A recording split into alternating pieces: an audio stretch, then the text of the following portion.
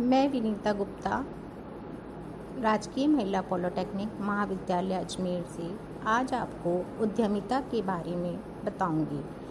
उद्यमिता की सबसे छोटी और सबसे सरल परिभाषा है स्वरोजगार की भावना, अर्थात स्वरोजगार की भावना ही उद्यमिता कहलाती है। बदलते हुए सामाजिक परिवेश में महिलाओं के लिए आर्थिक दृष्टि से पूर्ण रूप से आत्मनिर्भर होना अत्यंत आवश्यक हो गया है और वर्तमान समय में वैश्विक महामारी के चलते हुए कोविड-19 के चलते हुए हमारे प्रधानमंत्री श्री नरेंद्र मोदी का सपना भी आत्मनिर्भर भारत का ही है।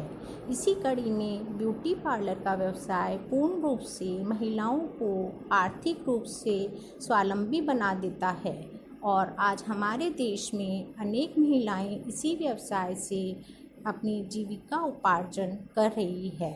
हर महिला का सपना सुंदर दिखने का होता है। यदि स्वयं की सहायता उत्तम सहायता है तो स्वरोजगार भी उत्तम रोजगार है तथा उद्यमिता स्वरोजगार की सर्वोत्तम सीमा है।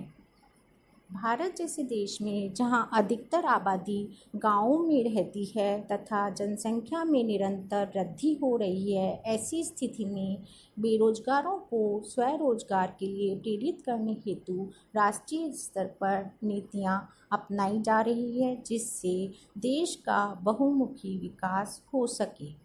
उद्यमिता एक व्यवसाय को परिचालित करने की क्षमता का द्योतक है, जिसके लिए पर्याप्त आर्थिक एवं तकनीकी सूचनाओं की आवश्यकता होती है।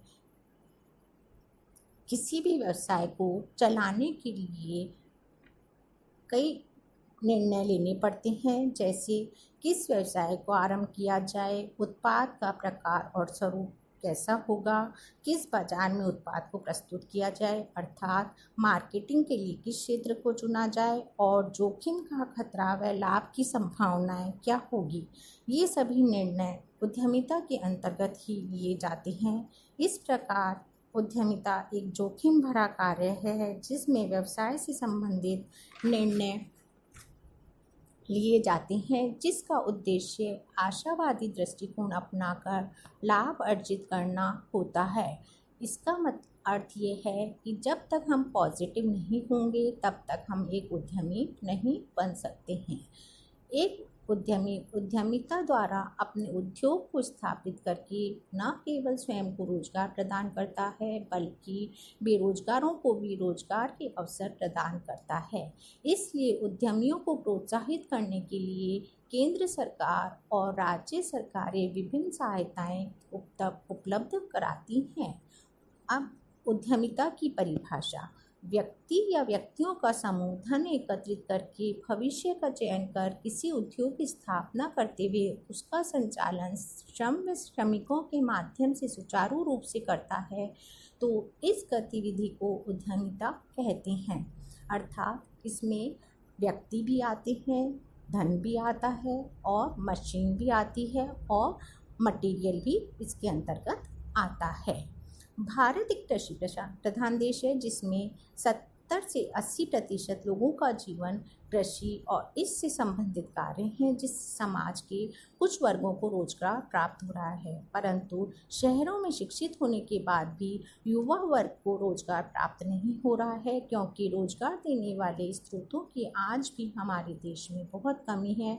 इसलिए वर्तमान में रोजगार के साधन विकसित करना बहुत ही आवश्यक है।